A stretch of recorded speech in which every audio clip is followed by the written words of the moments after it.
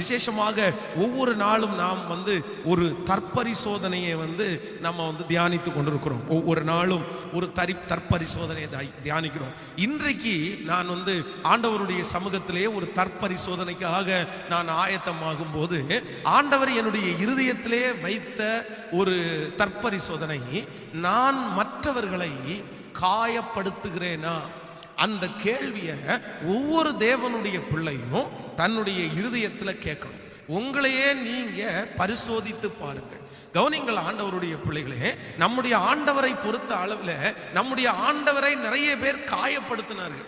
வார்த்தையினால காயப்படுத்தினாங்க, சவுக்குனால காயப்படுத்தினாங்க, இன்னும் அவரை திட்டி காயப்படுத்தினாங்க, எப்படியோ அவரை காயப்படுத்தினார்கள். ஆனா ஆண்டவர் யாரையுமே காயப்படுத்தவே இல்லை. அப்போ ஒரு தேவனுடைய பிள்ளையிடத்திலே இருக்க வேண்டிய மிகப்பெரிய குணம் என்ன அப்படின்னா, நீங்க யாரையுமே காயப்படுத்தக்கூடாது. உங்களை யார் வேணாலும் காயப்படுத்தலாம், நீங்க தாங்குற ஆளு. கர்த்தர் உங்களுக்கு தாங்கிறதுக்கு பலன் தருவார். அதுதான் ஆவிக்குரிய வாழ்க்கையினுடைய முதிர்ச்சி. ஆவிக்குரிய வாழ்க்கையினுடைய முதிர்ச்சியான ஒரு தேவ பிள்ளை எவ்வளவு காயப்படுத்தினாலும் தாங்கும். அப்படியே ரூம்ல போய் அழுவாங்க, மறைவிடத்துல அழுவாங்க. ஆனா அவங்களுக்கு முன்னாடி எவ்வளவு காயப்படுத்தினாலும் அப்படி கல்லாட்டு நின்றுட்டு இருப்பாங்க. பரவாயில்லப்பா, நீ என்ன பேசுனது பரவாயில்லப்பா, பரவாயில்லம்மா நீ என்ன பேசுனது பரவாயில்லம்மா, நீ தானே பேசுன, அவ்வளோதான், மனிதர்கள் அவ்வளோதான் பேசதான் செய்வாங்க, அப்படி ஈஸியாக எடுத்துக்குவாங்க ஆண்டவருடைய பிள்ளைகளே.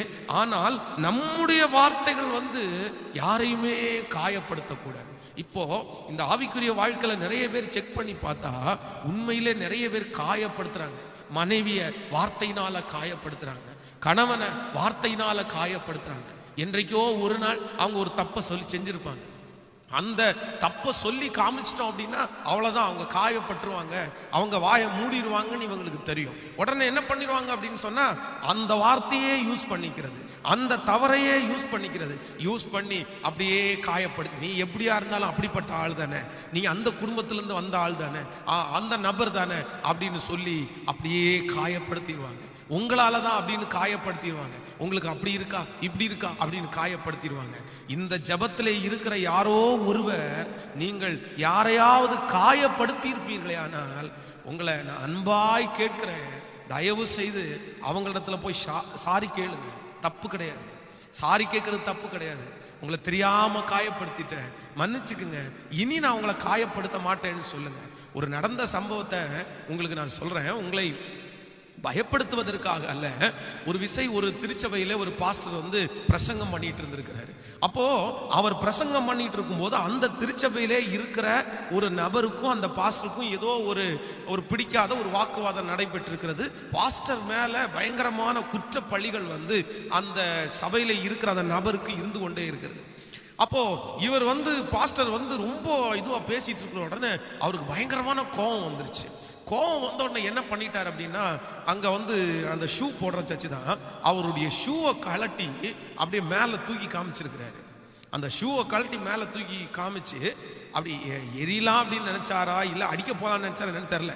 ஷூவை கழட்டி மேலே காமிச்சிட்டு திடீர்னு அவருக்கு மனசுக்கு சச்சா, ஐயோ சர்ச்சாச்சே, தேவ சமூகத்தில் நீ துணிகரமாய் பேசாமலும் மனம் பதறி ஒரு வார்த்தை சொல்லாமலும் இரும் என்றெல்லாம் சொல்லியிருக்காங்களே, அந்த வசனம் டக்குன்னு ஞாபகம் வந்த உடனே அந்த ஷூவை கையில் எடுத்த ஷூவை திரும்ப கீழே போட்டுட்டு அவர் ஆராதனை அட்டன் பண்ணிட்டு போயிட்டாரு. ஆனால் ஒரு சோகமான சம்பவம் என்ன அப்படின்னா, அடுத்து பார்த்தீங்கன்னா அவருக்கு ஒரு குழந்தை பிறந்துச்சு. அந்த குழந்தையினுடைய வலது கரம் இல்லாமல் பிறந்துச்சாமா, வலது கையே அந்த குழந்தைக்கு இல்லையா, வலது கை மட்டும் இல்லையா. அப்போ நம்முடைய ஆண்டவர் தண்டிக்கிறவர் அப்படின்னு நான் சொல்ல வரல. ஆனா சில நேரங்களிலே நம்ம செய்கிற பாவங்கள் நம்மை பின்தொடரும் என்கிறத ஆண்டவருடைய பிள்ளைகள் மறக்க கூடாது.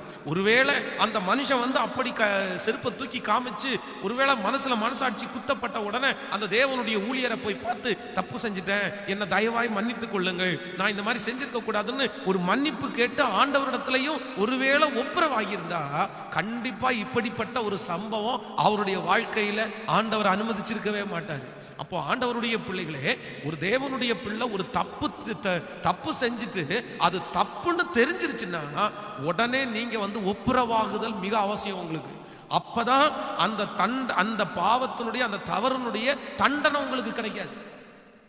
அந்த தவறுனுடைய தண்டனை உங்களுக்கு கிடைக்காம இருக்கணும்னா உடனே நீங்க ஒப்புரவாயிரணும். எந்த நபரிடத்துல நீங்க தப்பு பண்ணீங்களோ அந்த நபரிடத்திலையும் ஆண்டவரிடத்திலையும் நீங்கள் ஒப்புரவாயிரணும். டக்குன்னு அப்படிதான் நம்ம வந்து ஒரு வார்த்தை டக்குன்னு சொன்னா கூட, கோபம் சொன்னா கூட உடனே ஏசப்பா ஏசப்பா சாரி ஏசப்பா, இந்த வார்த்தை நான் இப்படி சொல்லியிருக்க கூடாது, தப்பு தான் ஏசப்பா. என்னுடைய குழந்தைகளுக்கு கூட நான் வந்து என்ன கற்றுக் கொடுத்துருக்கிறேன்னா, அவங்க ஏதோ ஒரு வார்த்தை டக்குன்னு அப்படியே விளையாட்டுத்தனமா ஏதோ ஒன்று பேசிட்டா கூட உடனே டேய் ஏசப்பாட்ட மன்னிப்பு கேளு, நீ பேசின வார்த்தை ஏசப்பாவுக்கு பிடிக்காத வாழ்க்கை, உடனே மன்னிப்பு கேளு. உடனே அவன் நடந்து வந்துட்டு இருக்கும்போதே ஏசப்பா ஏசப்பா மன்னிச்சிருங்க, தெரியாம பேசிட்டேன் ஏசப்பா மன்னிச்சிருங்க அப்படின்னு எங்க பிள்ளைகளுக்கு கூட கர்த்தருடைய சமூகத்தில் சொல்றேன், பிள்ளைகளுக்கு கூட அப்படி சொல்றேன்.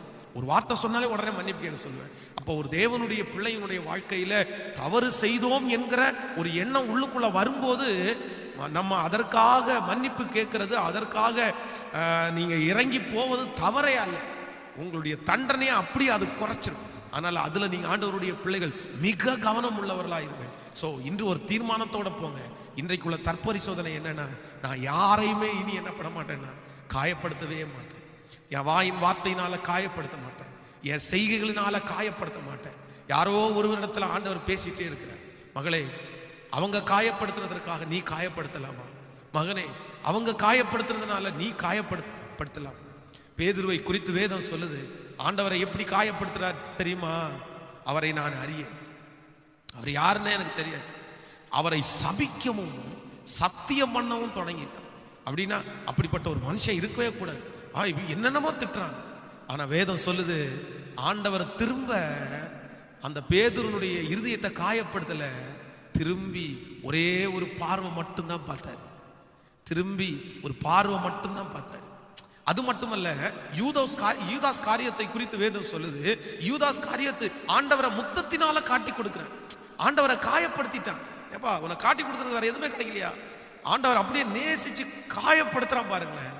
ஆனா ஆண்டவர் அவனை பார்த்து என்ன சொல்றாருன்னா, உதவாதவனேன்னு சொல்லல, உருப்படாதவனேன்னு சொல்லல, சிநேகிதனே நீ முத்தத்தினாலா காட்டி கொடுக்கிறாய், சிநேகிதனே. அப்போ நம்முடைய ஆண்டவர் வந்து அவரை காயப்படுத்தினவங்களை ஆண்டவர் என்ன பண்ணலைன்னா காயப்படுத்தவே இல்லை. இன்னைக்கு இருக்கிற யாரோ ஒருத்தர் பேசிட்டு தான் இருக்காரு ஆண்டவர். நீ ஒரு வார்த்தை பேசினா 4 வார்த்தை காயப்படுத்தி பேசுறீங்க. உங்களுக்கு நல்லா தெரியும் உங்க வீட்டுக்காரர் என்ன சொன்னா காயப்படுவார்னு தெரியும், உங்க வீட்டுக்கார அம்மா என்ன சொன்னா காயப்படுவாங்கன்னு தெரியும், உங்க அம்மா எதை சொன்னா காயப்படுவாங்கன்னு தெரியும், உங்க அப்பா எதை சொன்னா காயப்படுவாங்கன்னு தெரியும், உங்க சுற்றி இருக்கிறவங்க எதை சொன்னா காயப்படுவாங்கன்னு தெரியும். அவங்கள காயப்படுத்தணுன்ற நோக்கத்திற்காகவே நீங்க காயப்படுத்தி பேசுகிற வார்த்தைக்கு கணக்கு கொடுக்கணும் தேவனுடைய பிள்ளையே. இனி யாரையும் நான் காயப்படுத்த மாட்டேன், இனி நான் யாரையும் காயப்படுத்த மாட்டேன். ஒரு தீர்மானம் எடுக்கலாமா? எத்தனை பேர் ஆண்டவருடைய பிள்ளைகள் ஒரு தீர்மானம் எடுக்க போறீங்க? மோசேயை குறித்து வேதம் சொல்லுது, மிரியாமும் ஆரோனும் வந்து அவனை காயப்படுத்துகிற மாதிரி பேசுறாங்க. ஆண்டவர் உங்ககிட்ட மட்டும்தான் பேசுவாரா? நீ யாருன்னு தெரியாதா? மீதியானிய ஸ்திரீயை கூட்டிட்டு வந்தவன் தானே நீ அப்படின்னு சொல்லி அவனை காயப்படுத்தி பேசும்போது அவன் எதுவுமே பேசல. ஆனா ஆண்டவர் அவனுக்கு பேசுவான். அதனால காயப்படுறவங்களுடைய பட்சத்துல கர்த்தர் இருக்கிறார். ஒருவேளை இந்த ஜெபத்தில் இருக்கிற யாராவது ரொம்ப காயப்பட்டிருக்கீங்களா? சோர்ந்து போகாதீங்க ஆண்டவருடைய பிள்ளைகளே. நீங்க சகிக்கிறதுக்காக தான் ஆண்டவர் அவங்க காயப்படுத்த வைக்கிறேன். பரவாயில்ல பரவாயில்ல, சகிச்சுக்குங்க, நீங்க தாங்கிக்குங்க, நீங்க தாங்கிக்குங்க. இன்றைக்கு உங்களுக்கு முன்பாக பலிபீடத்தில் நிற்கிற நான் அடிக்கடி நினைப்பேன், முட்டாள் அப்படின்னு எத்தனையோ பேர் எங்க சொந்தத்தில் இருக்கிறவங்க சொல்லியிருக்கிறாங்க. எத்தனையோ பேர் உன் தலையில களிமண்ணா இருக்குது அப்படின்னு சொல்லியிருக்காங்க, உன் மண்டையில மசாலாவே இல்லை, நீ நல்லா சாணி சுமக்கிறதுக்கு தான் நீ லாயக்கு, என்னென்ன என்னென்ன எல்லாமே. ஆனா அவங்க திட்டுற மாதிரி தான் நான் இருந்தேங்க. உண்மையிலே சாணி சுமக்கிறது தான் நம்ம தலை லாயக்கு, அப்படிதான் இருந்தேன். அவங்க சொல்ற மாதிரி என் மண்டையில மசாலா இல்லை, உண்மைதான் மசாலா இல்லை. ஆனா எல்லாம் வந்தது ஆண்டவரை தேடுனதுக்கு அப்புறம் தான் வந்துச்சு. அவங்க எனக்கு சொல்லும் போது என்ன அப்படிதான் இருந்துச்சு. ஆனா காயப்பட்டேன், நம்ம ஏன் இப்படி பிறந்தோம், இப்படி ஏன் இருந்தோம் அப்படின்னு எல்லாம். ஆனா இன்றைக்கு ஆண்டவர் அதெல்லாம் மகிமையா மாற்றிருக்கார். அதனால உங்களையும் மாற்றுவார், உங்களை மகிமையாய் மாற்றுவார். கண்களை மூடி யாரோ ஒருவரை நீங்கள் காயப்படுத்தி இருப்பீங்களே, ஆண்டவரிடத்துல தயவு செய்து மன்னிப்பு கேளு. எங்க அம்மாவை நான் காயப்படுத்திட்டப்பா, எங்க அப்பாவை நான் காயப்படுத்திட்டப்பா, என் கணவனாரை நான் காயப்படுத்திட்டப்பா, என் மனைவியை நான் காயப்படுத்திட்டப்பா, எங்க பக்கத்து வீட்டுக்காரங்களை நான் காயப்படுத்திட்டப்பா, எங்களை மன்னிச்சிருங்க, எங்களை மன்னிச்சிருங்க ஆண்டவரேன்னு கேளுங்க. எங்களை மன்னிச்சிருங்கப்பா, எங்களை மன்னிச்சிருங்கப்பா, எங்களை மன்னிச்சிருங்க, எங்களை மன்னிச்சிருங்கப்பா, மன்னிச்சிருங்க. இனி நாங்க யாரையும் காயப்படுத்த மாட்டோம்ப்பா. இனி எந்த நபரையும் நாங்க காயப்படுத்த மாட்டோம்ப்பா. உங்க மகிமை எங்களை கூட தாங்கட்டும். இயேசுவின் மூலம் ஜெபம் எடுக்கிறோம் நல்ல பிதாவே, ஆமென். ஹல்லேலூயா. ஆண்டவர் உங்களை ஆசீர்வதிப்பார். நாம் நேரடியாக தேவனுடைய வார்த்தையும் என்னுடைய சாட்சியோடு சேர்ந்து இன்றைக்கும் ஒரு சில காரியங்களை உங்களோடு பேசி உங்களுக்காக ஜெபிக்கிறதற்கு நான் ஆசைப்படுகிறேன். இன்றைக்கு முதலாவதாக ஒரு தேவனுடைய வார்த்தையை நம்ம வாசிக்க போகிறோம். ஏசாயா எழுதின தீர்க்க தரிசன புஸ்தகத்தை எல்லாரும் எடுத்துக்கொள்ளுங்கள். ஏசாயா எழுதின தீர்க்க தரிசன புஸ்தகம் 62ஆம் அதிகாரத்திலே 62வது அதிகாரத்திலே 7வது வசனத்தை நம்ம வாசிக்க போகிறோம். எல்லாரும் எடுத்துக்கொள்ளுங்கள். ஏசாயாவின் தீர்க்க தரிசன புஸ்தகம் 62வது அதிகாரம் 7வது வசனம் 868வது பக்கத்திலே இருக்கிறது. 868 வாசிக்கலாம்.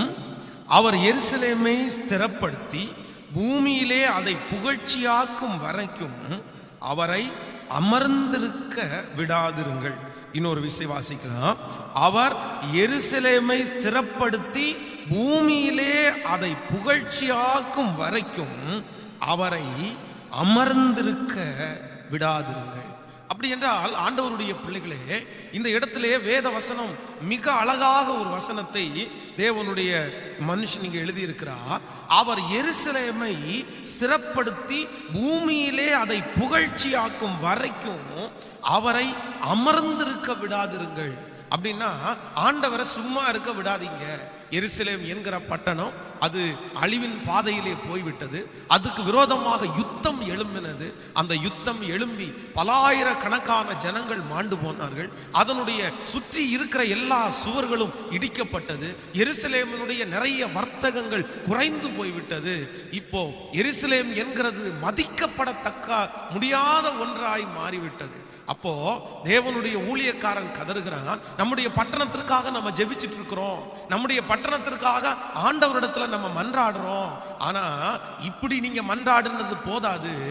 எருசலேமை முதல்ல அவர் ஸ்திரப்படுத்தி இந்த பூமியில் உள்ள எல்லாவற்றை விட அதை புகழ்ச்சியாக்குற வரைக்கும் அவரை அமர்ந்திருக்க விடாதிருங்க அப்படின்னு இங்கே ஒரு ஜெப குறிப்பை அந்த இடத்துல தேவனுடைய மனுஷன் தீர்க்க தரிசனமாய் எழுதி வைத்திருக்கிறார். ஆண்டவருடைய பிள்ளைகளே, ஆண்டவருடைய இரக்கத்தை சம்பாதிக்கிறதற்கு ஆண்டவருடைய பிள்ளைகள் சும்மா ஜெபிச்சா போதாது. நிறைய பேர் ஆண்டவருடைய சமூகத்தில் அற்புதம் கிடைக்கலன்னு வாங்க, எனக்கு அற்புதமே கிடைக்கல, எனக்கு அற்புதமே நடக்கல, நான் ஜெபம் பண்ணிட்டு தானே இருக்கிறேன் அப்படின்னு. ஆனா உண்மையிலே ஜெபம் என்கிறது வெறும் வாயளவிலே உதட்டளவில் அல்ல, சும்மா அல்ல, ஏதோ ஒரு துளி கண்ணீர் வடிச்சு அப்படி அல்ல. அந்த காரியத்தை ஆண்டவர் செய்து முடிக்கிற வரைக்கும் ஆண்டவருடைய பிள்ளைகள் ஒரு வைராக்கியமா ஜெபிக்கும். அதை ஆண்டவர் எதிர்பார்க்கிறார். அவருடைய இரக்கத்தை சம்பாதிக்கிறது அப்படின்றது அவ்வளவு சுலபம் அல்ல. நம்முடைய தலைமையில இருக்கிற சாப கட்டுகளில் இருந்து விடுதலை ஆகிறது என்கிறது அவ்வளவு சுலபம் அல்ல. அது ரொம்ப கடினமான ஒன்று. சோ அந்த கடினமான ஒன்றை தேவனுடைய பிள்ளைங்க என்ன பண்ணணும் அப்படின்னா, ஆண்டவரிடத்திலிருந்து நீங்க பெற்றுக்கொள்ளணும்.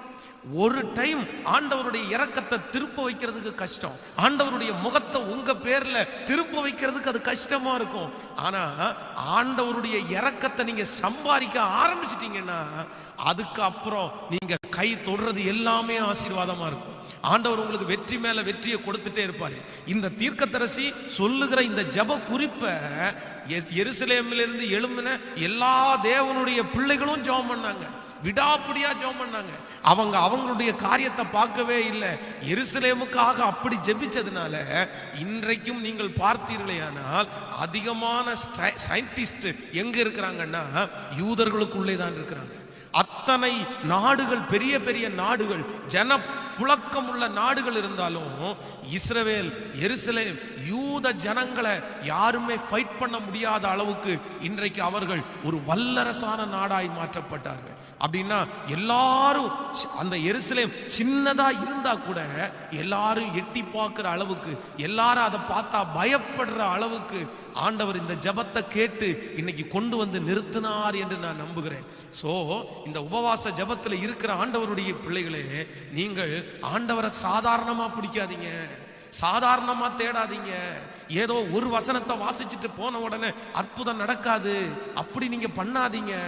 ஆண்டவருடைய இரக்கத்தை சம்பாதிக்கிற வரைக்கும், நீ என்ன ஆசீர்வதிக்கிற வரைக்கும், அதான் தேவனுடைய மனுஷன் சொல்றான் இல்ல, இந்த சாப கட்டிலிருந்து என்னை விடுதலை ஆக்கிற வரைக்கும் நீர் என்னை ஆசீர்வதித்தாலே ஒழிய நான் உம்மை விடமாட்டேன்.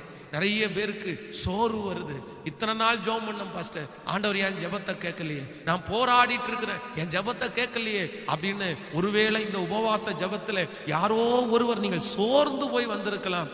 ஆனா ஆண்டவர் உங்களை பார்த்து தான் சொல்றாரு, இல்ல உங்களை தலை நிமிர பண்ற வரைக்கும், உங்க பிள்ளைய தலை நிமிர பண்ற வரைக்கும், நீ சந்தித்து கொண்டிருக்கிற அந்த போராட்டத்தை ஆண்டவர் எடுத்து போடுகிற வரைக்கும், ஆண்டவரால எடுத்து போட முடியும்னு நீங்க நம்புறீங்களா? நீங்க விசுவாசிக்கிறீங்களா? அப்படி ஆண்டவரால எடுத்து போட முடியும், என் ஆண்டவரால முடியாது ஒன்றும் இல்லைன்னு நீங்க விசுவாசிச்சிட்டீங்கன்னா, அது செய்கிற வரைக்கும் உங்களால செய்ய முடியும். ஆண்டவரே நீங்க செய்கிற வரைக்கும் உங்களை விடமாட்டேன்னு ஒரு வைராக்கியத்தோட ஆண்டவரை தேடுங்க. ஆண்டவர் உங்களுக்கு அற்புதம் செய்கிறாரா இல்லையான்னு பாருங்க. என் வாழ்க்கையில் ஆண்டவருடைய பிள்ளைகளே மறக்க முடியாத ஒரு சம்பவம் என்ன அப்படின்னா, இந்த ஆலயத்தை வந்து அந்த 25,000 ரூபாய் கடந்த நாட்களில் உங்களுக்கு 7வது நாள் உபவாச ஜெபத்தில் நான் உங்களுக்கு சொன்னேன். முதலிலே ஒரு அருமையான தாயார், சர்ச்சில் இருக்கிற தாயார் ஒரு குடும்பத்தை கூட்டிட்டு வந்தாங்க. அவர் ஃபர்ஸ்ட் வந்து ஆலயத்தில் அட்டன் பண்ண உடனே முதலாவதாக 25,000 ரூபாவை கொடுத்து, இந்த திருச்சபை வீட்டில் நடக்கக்கூடாது, இது ஒரு சர்ச்சு கட்டி தான் நடக்கணும் அப்படின்னு சொன்னார்ல, அவர் அந்த பணத்தை கொடுத்தார். அந்த பணத்தை வைத்து அந்த கீழே இருக்கிற அந்த சின்ன இடத்துல, அந்த 32க்கு 14 அடி நீளம் இருக்கிற இடத்துல அந்த சர்ச்சு ஷெட் ஆரம்பிச்சிட்டோம். அந்த வேலையை ஆரம்பிச்சு எல்லாத்தையும் கிளீன் பண்ணி அந்த பொருட்கள் எல்லாம் எடுத்து வேலை செய்யறதுக்கு ஆரம்பிச்சோம். வேலை செய்கிறதற்கு ஒரு திருச்சபையில் உள்ள ஒரு தேவனுடைய பிள்ளை ஆனந்த் அவங்க வந்து ஃப்ரீயாவே அதை வந்து அவங்க பண்ணி கொடுக்க ஆரம்பிச்சாங்க. ஆனா ஒரு சோகமான காரியம் என்னன்னா, அந்த ஆலயத்தினுடைய கட்டுமான பணி நடந்து கொண்டிருக்கும் போதே பணம் இல்லாம அந்த ஆலய கட்டுமான பணி அப்படியே நின்றுச்சு. ஆனா நான் அந்த ஆலய கட்டுமான பணி நின்று கொண்டிருக்கும் போது எனக்கு யாரிடத்துல திரும்பி பணம் கேட்கறதுன்னு தெரியல. விசுவாசிகளும் பெரிய விசுவாசிகள் யாருமே இல்லை, கூட்டம் எதுவுமே இல்லை. அன்றைக்கு இருந்த குடும்பம் வெறும் 3 குடும்பம் மட்டும்தான் திருச்சபையில பிலிவஸா இருந்தாங்க. 3 குடும்பம் தான் வந்துட்டு இருந்துச்சு. அந்த 3 குடும்பத்துக்கிட்டையும் நம்ம வந்து திருச்சபையை கட்டுறதற்கு காசு கேட்கவே முடியாது. எல்லாரும் அந்த நாட்களில் சிரமத்தில் தான் இருந்தாங்க. அதுவும் அவர்களும் கொஞ்சம் கொஞ்சம் கொடுத்தாங்க. அதை வச்சு திரும்ப அந்த ஆலய கட்டுமான பணியை தொடங்க முடியல. எனக்கு கோயம்புத்தூர் பட்டணத்தில் வேற யாரையுமே தெரியாது, யாரிடத்திலும் கேட்கவும் முடியாது. அப்போ ஒரு நாள் காலையில் நான் வந்து வெளியில் போய் டிஃபன் சாப்பிட்டுட்டு அப்படியே மேலே அந்த இடத்துல என்னுடைய வீட்டுக்கு அப்படியே படிக்கட்டு ஏறி வந்து கொண்டிருக்கும் போது, திரும்பி நான் கட்டிட்டு இருக்கிற அந்த ஆலயம் கிட்டத்தட்ட ஒரு 10-15 நாட்களாக வேலை செய்யாமல் நின்றுட்டு இருக்குது. திரும்பி உள்ள பார்த்தா பக்கத்து வீட்டில் இருக்கிற அந்த சிஸ்டர் என்ன பண்ணிட்டாங்கன்னா, இது ஆலயம் இனி கட்டப்படாதுன்னு நினைச்சாங்களே என்னமோ தெரியல, உள்ளுக்குள்ள ஒரு கொடியை கட்டிட்டாங்க. ஒரு கயிறை இந்த பக்கத்துல இருந்து அந்த பக்கத்துக்கு ஒரு கயிறை கட்டி ஒரு கொடியை கட்டி அதுல நிறைய துணியை அவங்க காய போட்டிருந்தாங்க அந்த ஷெட்டுக்குள்ள. அது கொஞ்சம் மழை வர்றது மாதிரி இருந்துச்சு, அதனால இங்க உள்ள காய போட்டா நனையாம இருக்கும்னு நினைச்சாங்களா என்னமோ தெரியல, இந்த இன்னர்ஸ் எல்லாம் வந்து காய போட்டிருந்தாங்க. எனக்கு இந்த ஆசையாய் ஜெபம் பண்ணி மொட்டை மாடியில் நின்று அவ்வளவோ அழுது, இந்த இடத்துல ஒரு ஆலயம் எழுமணும் ஆண்டவரேன்னு ஜெபம் பண்ணி, அந்த ஆலயம் கட்டப்பட முடியாம கூரையை போட்டுட்டோம், இனி தளம் போடணும், சைடெல்லாம் மறைக்க முடியாம, முன்னாடி சுவரை கட்டி எழுப்ப முடியாம அப்படியே நின்றுட்டு இருக்கும்போது, இவங்க உள்ள இந்த இன்னஸ் எல்லாம் காய போட்டோன்னு என்னால அழுக தாங்கவே முடியல. மனசு ரொம்ப உடைஞ்சு போயிருச்சு. நேர என்னுடைய அறை வீட்டுக்குள்ள போனேன். அந்த அறை வீட்டுக்குள்ள போய் எனக்கு அப்போ ஒரு டேப் ரெக்கார்டு இருந்துச்சு. அந்த டேப் ரெக்கார்டில் ஒரு சீடியை ஒன்று போட்டு, அந்த நாளில் ஒரு பெர்க்மன் ஐயாவுடைய பாடல் ரொம்ப ஃபேமஸ் ஆனது, கலங்காதே மகனே கலங்காதே, ஆண்டவர் ஒன்றை கைவிடவே மாட்டார் அப்படின்ற அந்த பாடல் வந்து என்னுடைய இருதயத்தில் வந்து அந்த பாட்டை நான் போட்டேன் அந்த சிடி ப்ரேயரில். அந்த சிடி பிளேயர்ல அந்த பாட்டை ஆன் பண்ணி விட்டுட்டு ரிமோட்ல ரிப்பீட் அப்படின்னு அமுத்திட்டு அந்த பாடலோட சேர்ந்து அப்படியே கத்தி கத்தி அழுது ஜெபம் பண்ண ஆரம்பிச்சேன். பல மணி நேரங்கள் ஏசப்பா சமூகத்துல கெஞ்சுறேன், ஆண்டவரே எனக்கு யாரும் இல்லை, உங்களை தவிர வேற யாருமே இந்த காரியத்தை செய்யவே முடியாதுப்பா. யார் இந்த திருச்சபையை நீ கட்டி முடிக்க போறா? நான் எப்படி கட்டி முடிக்க போறேன்? நான் யாரிடத்துல பணம் கேட்பேன்? எனக்குன்னு யாருமே இல்லை, உங்களை தவிர யாருமே இல்லை ஆண்டவரே, இல்ல ஆண்டவரே, என்னை வெட்கப்படுத்தாதீங்க, என்னை வெட்கப்படுத்தாதீங்க அப்படின்னு சொல்லி கர்த்தர் சமூகத்துல விடாப்புடியாய் பல மணி நேரங்கள், கிட்டத்தட்ட சாயந்தரம் வரைக்கும் அந்த ரூமுக்குள்ள அந்த பாட்டை போட்டுட்டு கத்திட்டே இருக்கிறேன். ஒரு மிகப்பெரிய ஆச்சரியம், என்னுடைய வீட்டில் கதவை தட்டுற ஒரு சத்தம் கேட்டுச்சு.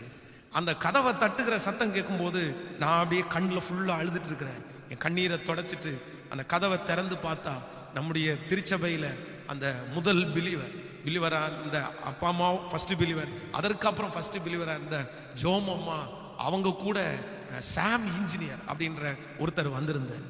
அப்போது அவங்கள பார்த்த உடனே பிரைஸ் லார்ட் வாங்க அப்படின்னு உடனே அம்மா சொன்னாங்க, இந்த மாதிரி இவங்க வந்து நம்ம சர்ச்சை பார்க்கறதுக்காக வந்திருக்கிறாங்க அப்படின்னு சொன்ன உடனே நான் அவங்கள்ட்ட கூட்டிகிட்டு போய் காமிச்சேன். இதான் சர்ச்சு, இங்கே தான் வேலை செஞ்சுட்டு இருக்கிறோம் அப்படின்னு காமிச்சிட்டு இருக்கும்போது அவங்க ஒரே ஒரு வார்த்தையை சொன்னாங்க, பாஸ்டர் இனி இந்த சர்ச்சுக்கு என்னென்ன செய்யணுமோ மொத்தத்தையும் நானே செஞ்சு தர்றேன் அப்படின்ட்டு ஒரே வார்த்தையில சொல்லிட்டு அவங்க போயிட்டாங்க.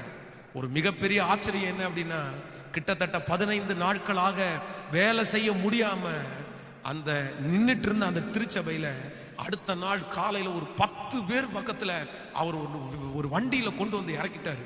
வேலைக்காரங்க எல்லாம் வந்து அப்படியே சர்ன்னு வேலை நடக்குது.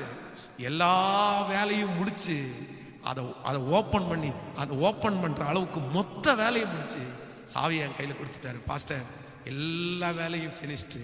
ஸோ அந்த ஆலயத்தை அப்பொழுது ஆண்டவருடைய நாமத்திற்காக ஃபர்ஸ்ட் ஆலயத்தை திறந்தோம். இன்றைக்கு இந்த சத்தத்தை கேட்கிற அன்பு தேவனுடைய பிள்ளையை, உன் வாழ்க்கையில இன்னும் பதில் வராமல் இருக்குதா? இன்னும் நீங்கள் ஸ்திரப்படாமல் இருக்கிறீர்களா? எத்தனை ஜெபித்தும் இன்னும் கேட்கப்படாமல் இருக்கிறது என்று அவ்விசுவாசத்திலே இருக்கிறீர்களா? இல்ல இல்ல, நீங்க இன்னும் விடாப்புடியா, நீர் என்னை ஆசீர்வதிக்கிற வரைக்கும் உங்களை விட மாட்டேன். இந்த சூழ்நிலையிலிருந்து என்னை தூக்கி எடுக்கிறதுக்கு உங்களை தவிர வேற யாரால ஆண்டவர முடியும்? உங்களால முடியாதது ஏதாவது இருக்கா? உங்களால சகலவும் முடியும் இல்ல. உங்களுக்கு வல்லமை இல்லைன்னா நான் இன்னொருத்த இடத்துல போறேன் ஆண்டவரே, ஆனா உங்களுக்கு வல்லமை இருக்குல்ல, உங்களால திருப்ப முடியாத எதுவுமே இல்லைன்னு அந்த நம்பிக்கையோட அந்த விசுவாசத்தோட நீங்க கர்த்தர் சமூகத்துல ஸ்திரப்படுத்துற வரைக்கும் உங்களை நான் விட மாட்டேன்னு நீங்க வலுக்கட்டாயமா ஆண்டவரை பிடிச்சிருங்க. நிச்சயமா சொல்றேன், என் ஆண்டவர் பதில் கொடுக்காம போகவே போக மாட்டாரு. பாஸ்டர் அப்படி செஞ்சா மட்டும்தான் ஆண்டவர் கேட்பாரா, இல்லைன்னா கேட்க மாட்டாரா அப்படின்ற சந்தேகம் உங்களுக்கு வர வேண்டாம். சில கட்டுகள் உடையணும்னா நீங்க அப்படி ஜெபிச்சு தான் ஆகணும். அது பரம்பரை கட்டா இருக்கலாம். சில வேளைகளில் முன்னோர்கள் செய்த பெரிய பெரிய பாவங்கள் வந்து குடும்பத்தில் இருக்கிற நபர்களை சாபமாய் பின்தொடர்ந்து கொண்டிருக்கலாம். அதையெல்லாம் முறிக்கணும் அப்படின்னா நீங்க கர்த்தர் சமூகத்தில் விடாப்பிடியா ஜெபிக்காம அதை முறிக்க முடியாது. அதான் ஒரு தேவனுடைய ஊழியர், ஒரு பெரிய பாஸ்டர்கிட்ட ஒரு உடன் ஊழியர் போய் நின்றாராமா. அப்ப அந்த பெரிய பாஸ்டர் அவரை பார்த்து கேட்டாராமா, ஊழியம் எப்படி இருக்குப்பா அப்படின்னு கேட்டாராமா.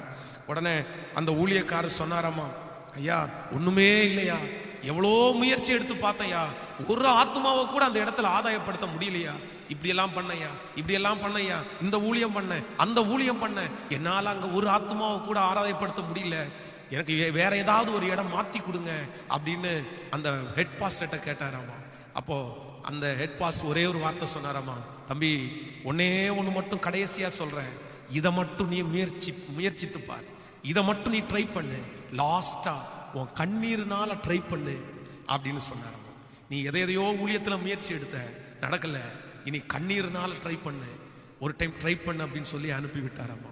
இந்த இளம் ஊழியர் வந்து அதற்கு பிறகு கண்ணீரோடு ஜெபிக்க ஆரம்பித்தார். ஒவ்வொரு தெருவாய் அழுது ஜெபம் பண்ண ஆரம்பிச்சார். மிகப்பெரிய ஆச்சரியம் என்ன அப்படின்னா, அந்த ஹெட் பாஸ்டருடைய திருச்சபையில் இருக்கிற ஆத்துமாக்களை விட இன்றைக்கு அவருடைய திருச்சபையில் அதிகமான ஆத்துமாக்கள் இருக்கிறாங்க. நான் சொல்றேன், இன்றைக்கு இந்த உபவாச ஜெபத்தில் இருக்கிற ஆண்டவருடைய பிள்ளையை கண்ணீரினால் முயற்சி எடுத்து பாருங்க. உங்க கண்ணீருக்கு ஆண்டவர் ஒரு நாள் விலகி நிற்க மாட்டார், ஒரு நாள் விலகி இருக்க மாட்டார். உங்க கண்ணீருக்கு பதில் தருகிற கர்த்தர் அவர். பதில் தருகிற கர்த்தர் அவர். அவரிடத்துல முயற்சி எடுங்க. அவரிடத்துல முயற்சி எடுங்க. இன்னைக்கு இந்த உபவாச ஜபத்துல நீங்க எத்தனை ஆண்டு அப்படின்னு நான் சொல்ல மாட்டேன், எத்தனை மாதம் அப்படின்னு நான் சொல்ல மாட்டேன். ஆனா ஆண்டவர் உங்களை நினைக்கிற வரைக்கும், ஆண்டவர் உங்களை தூக்கி எடுக்கிற வரைக்கும், ஆண்டவருடைய கண்ணுல கிருபை கிடைக்கிற வரைக்கும் இன்னைக்கு ஒரு தீர்மானத்தோட போங்க. நான் வலதுபுறமும் இடதுபுறமும் சாய மாட்டேன், எனக்கு இறக்கம் செய்கிற வரைக்கும் என் ஆண்டவரை நான் விட மாட்டேன்னு ஒரு விசுவாசத்தோட நீங்க முயற்சி எடுங்க. நிச்சயமா சொல்றேன், ஆண்டவர் பதில் கொடுக்க வல்லவரா இருக்கிறார். ஹல்லேலூயா, ஹல்லேலூயா. ஆண்டவர் உங்களை நடத்தட்டும். இன்னொரு வசனத்தை கூட, வேதத்தை திறந்து இன்னொரு வசனத்தை நம்ம வாசிக்க போகிறோம். வாசிக்கலாம். ஸ்தோத்திரம். 2 சாமுவேலின் புஸ்தகம் 3ஆம் அதிகாரத்தை நாம் எடுத்துக்கொள்வோம். ஸ்தோத்திரம். 2 சாமுவேல் 3ஆம் அதிகாரத்திலே, 2 சாமுவேல் 3ஆம் அதிகாரத்திலே 1வது வசனத்திலிருந்து நம்ம வாசிக்க போகிறோம். 2 சாமுவேல் 3ஆம் அதிகாரம் 1வது வசனம் அப்படின்னா 387வது பக்கத்தில் இருக்கிறது.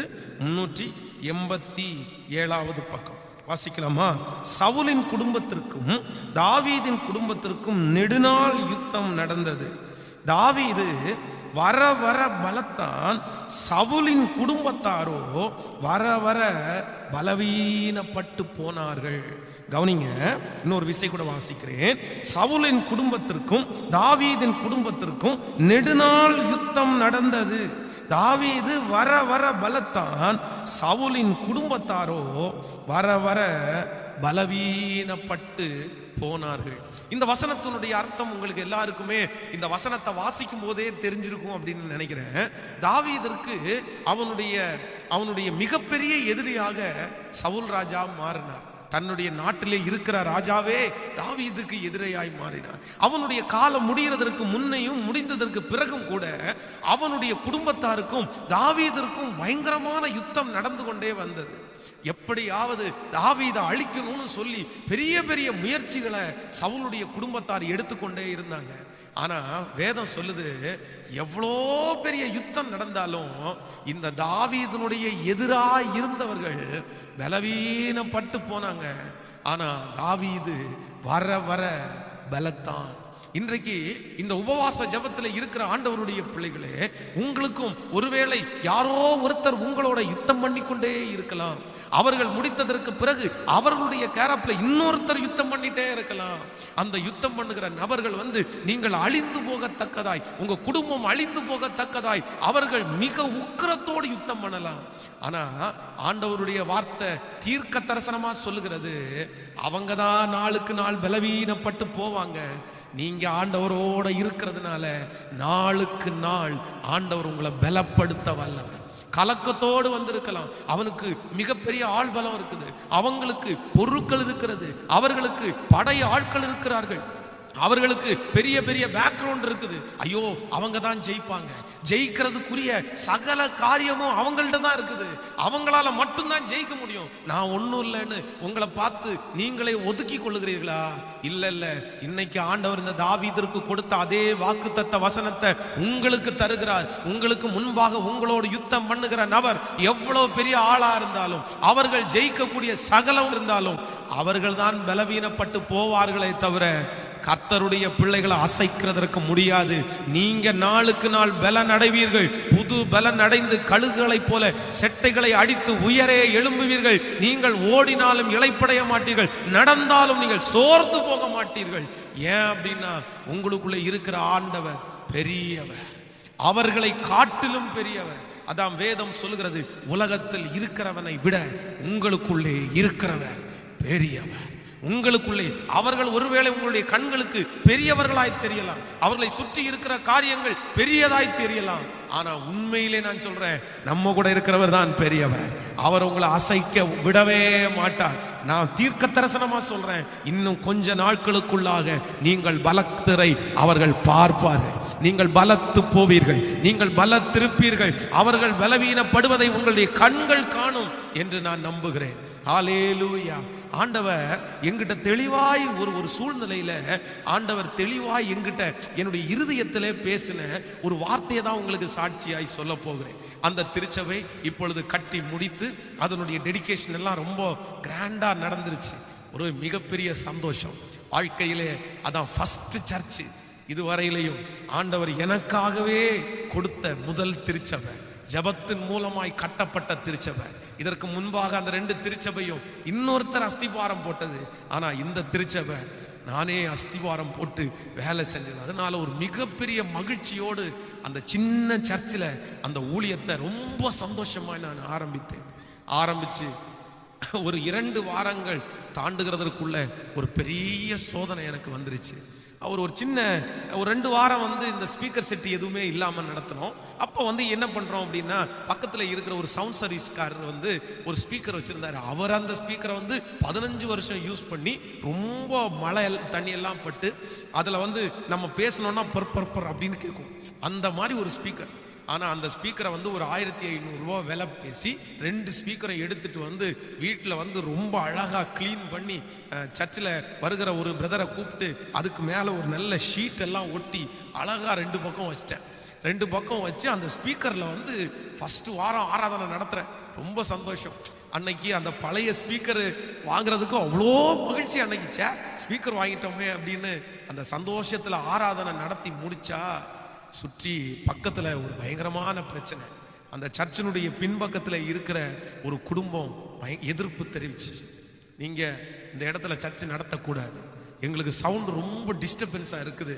ஆனால் நம்ம ஒன்றுமே பண்ண முடியாது, இப்போதான் ஆலயத்தை கட்டி இருக்கிறோம், அதுக்குள்ளே இப்படிப்பட்ட ஒரு பெரிய ஜன்னலெல்லாம் சாத்தி அப்படியே உள்ளுக்குள்ளே சவுண்டை கொஞ்சம் குறைவாக வச்சு நடத்துனதுக்கு பிறகும் அவங்களுக்கு சவுண்டு போகுது அப்படின்னு பிரச்சனை பண்ணி அடுத்த வாரம் என்ன பண்ணிட்டாங்க அப்படின்னா, அவங்க என்னுடைய நான் உட்காந்துருக்கிற பலிபீடம் எப்படி இருக்குன்னா, பலிபீடத்துக்கு நேர பேக் சைடு தான் அவங்களுடைய வீடு. அவங்களுடைய வீட்டில் பெரிய பாக்ஸ், இந்த சவுண்ட் சர்வீஸில் இருக்கிற 2 பாக்ஸ் வாங்கி கொண்டு வச்சு அவங்க சாமி பாட்டை போட்டு விட்டாங்க. அதுவும் சத்தமா கரெக்டா நான் மைக்ல ஆண்டவரே அப்படின்னு ஸ்தோத்திரம் பண்ண ஆரம்பிச்ச உடனே பாட்டு ஓடும் பாருங்களேன். அந்த சத்தத்துக்கு முன்னாடி நம்ம சர்ச்சில் இருக்கிற சத்தம் 1% கூட இருக்காது. எனக்கு அப்படியே துக்கமா இருக்கும். இத்தனைக்கும் ஊழியம் ஆரம்பிச்ச அந்த புதுசுல வெள்ளிக்கிழமை ஃபாஸ்டிங், சனிக்கிழமை கண்டிப்பா யார்கிட்டையும் பேச மாட்டேன், ஃபுல்லா ஜபத்தில் உட்காந்து அவ்வளவு ப்ரிப்ரேஷன் பண்ணி ஞாயிற்றுக்கிழமை ஆராதனை நடத்துறதுக்கு அந்த சபையில் போய் நின்றுட்டு இருந்தா இவங்க பின்னாடி இந்த சவுண்டை கேட்டு உண்மையிலே ஒரு வாரம் சோர்ந்து போயிட்டேன். அப்படியே பலிபீடத்தில் நான் உட்கார்றேன், நான் போடுற சோத்திரம் ஜனங்களுக்கு யாருக்குமே கேட்க மாட்டேங்குது, அந்த பாட்டு மட்டும்தான் கேட்குது. ஜனங்களெல்லாம் என்ன பண்ணுறதுன்னே தெரில. நான் சோகமா அப்படியே முழங்கால் அப்படியே நின்றுட்டு இருக்கும்போது என் மனசுக்குள்ள ஒரு சத்தம், என் காதில் ஒரு சத்தம் துணிக்குது. டேய், அந்த சத்தம் முடிஞ்சிடும், உன் சத்தம் முடியாது. அந்த சத்தம் சீக்கிரமா நின்றும், ஆனா உன் சத்தம் நிக்காது. கிட்டத்தட்ட ஒரு ஆராதனை முடிகிற டைம் வரைக்கும் அவங்க பாட்டு போட்டாங்க. உண்மையிலே அந்த ஆராதனை முழுக்க ஜனங்கள் நான் பேசின ஒரு வார்த்தையை கூட கேட்க முடியல, அந்த பாட்டை மட்டும்தான் கேட்டாங்க. ஆராதனை நடத்தவே முடியல. ஆனா அந்த ஆராதனுடைய முடிவு ஜபத்தில் என் மனசுல அந்த வார்த்தையை, என் காதுகளில் துணிச்ச அந்த வார்த்தையை ஜனங்கள்கிட்ட சொல்றேன். நீங்க யாரும் கவலைப்படாதீங்க, அந்த சத்தம் நின்றும், நம்ம சத்தம் நிக்காது அப்படின்னு நான் சொல்றேன். இன்று ஞாபகம் இருக்குது எனக்கு. சொல்லி முடிச்சுட்டு போனேன். அதே போல அடுத்த வாரம் சர்ச்சுக்கு போனேன். அடுத்த வாரமும் அதே போல அவங்க பாட்டு போட்டு விட்டாங்க. 3வது வாரம் சர்ச்சுக்கு போனோம். அந்த 3வது வாரமும் அவர்கள் பாட்டை போட்டாங்க. ஆனா 4வது வாரம் அவங்க பாட்டு போடுறதுக்கு ஸ்பீக்கர் சிஸ்டம் கொண்டு வரல. என்ன நடந்துச்சுன்னு தெரியல. ஆனா ஒருத்தர் சொன்னார், அவங்க வீட்டில் பயங்கரமான பிரச்சனை அப்படின்னு மட்டும்தான் சொன்னாரு. ஆனா என்ன நடந்துச்சுன்னெல்லாம் நான் கேட்கல. ஆனா 4வது வாரத்திற்கு பிற்பாடு அவங்க சத்தம் திரும்பி இன்னைக்கு வரைக்கும் என் காதுகளில் அந்த ஸ்பீக்கர் சத்தம் கேட்கல. ஆனா நான் பிரசங்கம் பண்ணுகிற சத்தம் இன்றைக்கும் ஓயாமல், அது நம்முடைய கோயம்புத்தூர் பட்டணத்திற்கு மட்டும் இல்லை, நம்முடைய தமிழ்நாட்டிற்கு மட்டும் இல்லை, இந்த உலகத்தில் இருக்கிற பல நாடுகளுக்கு இந்த சத்தம் கேட்கப்பட்டு கொண்டே இருக்கிறது. இப்போ கூட இந்த ஆராதனையில என் கூட இருக்கிற உங்களுக்கு கூட இந்த சத்தம் கேட்குது. ஆண்டவர் அன்னைக்கு என் இருதயத்துல பேசினாரு, எப்பா அந்த சத்தம் ஓஞ்சிரும்பா, அந்த சத்தம் நின்றும்பா, ஆனா உன் சத்தம் நிக்காது, நான் பேசுற சத்தம் நிக்காது, நீயே செத்து போனாலும் உனக்கு சார்பை இன்னொருத்தரை எழுப்பு என்ற மாதிரி ஆண்டவர் என் உள்ளத்துல பேசினாரு. அந்த வார்த்தையை தான் இன்றைக்கு இந்த ஜெபத்துல இருக்கிற உங்களோட ஆண்டவர் பேசிட்டு இருக்கிறாரு. தேவ பிள்ளையே, உனக்கு விரோதமாய் உருவாக்கப்படும் எந்த ஆயுதமும் அது வாய்க்காதே போகும், அந்த கை தளர்ந்து போகும், அந்த பட்டயம் விழுந்து போகும், அந்த மனுஷன் கிரியை செய்ய முடியாது. ஆனா உங்க பட்டயம் ஓங்கி நிற்கும், நீங்க நிப்பீங்க. அவர்கள் ஒரு காற்றடிக்கும் போது பதரை போல போவார்கள், ஆனா கோதுமை மணி ஆகிய நீங்கள் திருப்பீர்கள். பதர் போயிரும், கோதுமை மணி போகவே போகாது, போகவே போகாது. அதனால ஆண்டவருடைய பிள்ளைகள் கலங்க வேண்டிய அவசியமே இல்லை. இன்றைக்கு இந்த உபவாச ஜெபத்திலே யாரோ ஒரு தேவனுடைய பிள்ளை கலக்கத்தோட வந்திருக்கலாம். பாஸ்டர், எதிரிகளுடைய கூட்டம் நிரம்பி இருக்குது, விரோதமாய் பெரிய சேனை, பலப்படுத்துகிற ஆட்கள் பலனோட நின்றுட்டு இருக்கிறாங்க, அவர்களுடைய வாயிலே கொள்ளிவாய் சர்ப்பத்தின் ஆவி இருக்குது, அவங்க நினைச்சா என்ன வேணாலும் பண்ணலாம் அப்படின்னு பயந்து போய் வந்திருக்கிறீர்களா? இல்ல இல்ல இல்ல இல்ல, உங்களுக்கு விரோதமாய் உருவாக்கப்படும் எந்த ஆயுதமும் வாய்க்காதே போகும், வாய்க்காதே போகும். அவங்க நின்றுவாங்க, நீங்க நிக்க மாட்டீங்க. நீங்க ஓடிட்டே இருப்பீங்க. விசுவாசிக்கிறீர்களா? ஹல்லேலூயா, ஆமேன் சொல்லுகிறவங்க ஒரு எஸ், ஒரு ஆமேன் சொல்லுங்க பார்க்கலாம். சத்தமா ஒரு ஆமேன். ஹல்லேலூயா. எஸ், ஆண்டவர் நல்லவர், ஆண்டவர் நல்லவர். அப்படிதான் ஆண்டவர் என்ன ஆச்சரியமாய் நடத்தினார். இன்றைக்கும் அந்த சாட்சியெல்லாம் நினைச்சு பார்க்கும்போது ஆண்டவர் மிகவும் நல்லவர், ஆண்டவர் மிகவும் நல்லவர். அடுத்து அதோட நிக்கல, அதற்கு பிறகு சர்ச்சினுடைய சுற்றி இருக்கிற எல்லா பக்கமும் பிரச்சனை வந்துருச்சு. இந்த பக்கம் பிரச்சனை, முன்னாடி பிரச்சனை, சுத்தி 4 பக்கமும் பிரச்சனை. நீங்க டிஸ்டர்பன்ஸா இருக்கிறீங்க, நீங்க டிஸ்டர்பன்ஸா இருக்கிறீங்க. அன்றைக்கு வாலிப பிள்ளைகள் 2-3 பேர் இருந்தாங்க சர்ச்சில். அவங்க அந்த ஜெபத்தை அவங்க செஞ்சுட்டு இருக்கும்போது சர்ச்சினுடைய ஆப்போசிட்ல இருக்கிற ஒரு நபர் சர்ச்சுக்குள்ள வந்து அவங்கள பயங்கரமா திட்டி அவங்கள அடிக்க போறது மாதிரி போன உடனே இந்த பிள்ளைங்க, வெறும் பிள்ளைங்க மட்டும்தான் இருந்திருக்காங்க, பயந்து அவங்க எல்லாம் ஓடிட்டாங்க. அப்படி சுற்றியும் பயங்கரமான நெருக்கம். இப்பதான் சர்ச்சு கட்ட ஆரம்பிச்சு, இப்பதான் பண்ணோம். ஆனா ஆண்டவர் அந்த சுற்றிலும் இருக்கிற எல்லா எதிர்ப்புகளையும் வெகு சீக்கிரத்திலே ஆண்டவர் மாற்றினார், ஆண்டவர் மாற்றினார். ஆண்டவர் என்கிட்ட ஒரே ஒரு வார்த்தை மட்டும்தான் என் இருதயத்தில் பேசிட்டே இருந்தாரு, மகன் நீ யார்கிட்டையும் எதுவுமே கேட்க வேண்டாம், நீ யார்கிட்ட எதுவும் சொல்லவே வேண்டாம், நீ யார்கிட்டையும் ஏன்னு கேட்க போகாத, நீ சண்டை போட வேண்டாம், நீ பதில் சொல்ல வேண்டாம், எதுக்காக இப்படி பண்ணீங்க எதுவுமே நீ கேட்காத, நீ அமைதியா இரு, நீ அமைதியா இரு, நீ அமைதியா இரு. சில நேரத்தில் ஆண்டவர் உங்களுக்கும் எனக்கும் பேசுகிற வார்த்தை மிக முக்கியமான வார்த்தை என்ன அப்படின்னா, கர்த்தர் உங்களுக்காக யுத்தம் பண்ணுவார், நீங்கள் சும்மா இருப்பீர்கள், நீங்கள் சும்மா இருப்பீர்கள். ஆண்டவருடைய பிள்ளைகளே, உங்களுக்கு அன்பாய் ஒரு வார்த்தை சொல்றேன், நீங்க சும்மா நீங்க சும்மா இல்லாம நீங்க செஞ்சிட்டீங்க அப்படின்னா நான் சொல்றேன், கண்டிப்பா ஆண்டவர் உங்களுக்காக யுத்தம் பண்ணவே முடியாது, ஆண்டவர் உங்களுக்காக யுத்தம் பண்ணவே முடியாது.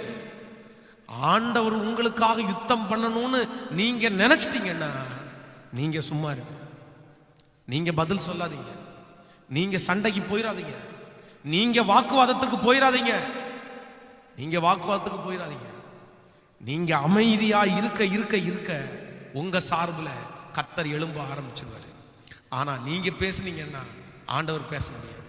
உங்க கணவனார்கிட்ட நீங்க பேசாதீங்க சிஸ்டர், உங்க மனைவிட்ட நீங்க பேசாதீங்க பிரதர், உங்களை சுற்றி இருக்கிற எதிராக இருக்கிற நபரிடத்துல நீங்க எதுவுமே போக வேண்டாம், நீங்க அமைதியா இருங்க.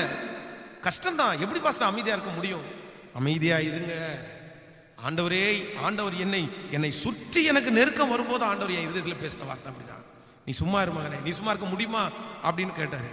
ஆண்டவரே, என்னுடைய இருதயத்திலிருந்து வந்த வார்த்தை, நான் கிரியை செய்யறதுக்கு என்னப்பா என்கிட்ட இருக்கு, என்கிட்ட ஒன்றும் இல்லைப்பா, இருந்தா கூட செய்ய முடியாது, இல்லைப்பா, சரிப்பா நான் பார்த்துக்கிறேன். சுற்றிலும் ஆண்டவர் ஒரு பெரிய இளைப்பாறுதலை கட்டளையிட்டார். கைகளை உயர்த்தி ஒரு ஹல்லேலூயா சொல்லுங்க. ஹல்லேலூயா. இன்னொரு வசனத்தை கூட வேதத்தை திறந்து நம்ம வாசிக்க போகிறோம். 1 யோவான் எடுத்துக்கொள்ளுங்கள். 1 யோவான் 5ஆம் அதிகாரத்தில் 14வது வசனத்தை நம்ம வாசிக்க போகிறோம். எடுத்துக்கொள்ளலாம்.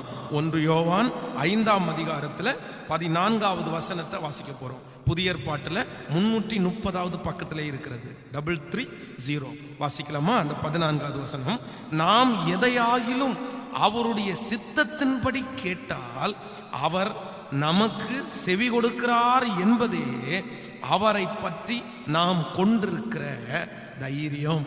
கவனிங்கள், நாம் எதையாகிலும் அவருடைய சித்தத்தின்படி கேட்டால் அவர் நமக்கு செவி கொடுக்கிறார் என்பதே அவரை பற்றி நாம் கொண்டிருக்கிற தைரியம். 15வது வசனம், நாம் எதை கேட்டாலும் அவர் நமக்கு செவி கொடுக்கிறார் என்று நாம் அறிந்திருந்தோமானால் அவரிடத்தில் நாம் கேட்டவைகளை பெற்றுக்கொள்ளுவோம் என்று அறிந்திருக்கிறோம்.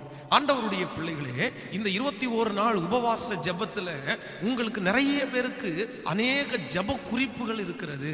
நீங்க ஆண்டவரிடத்தில் கேட்டுக்கொண்டே இருக்கிறீர்கள்.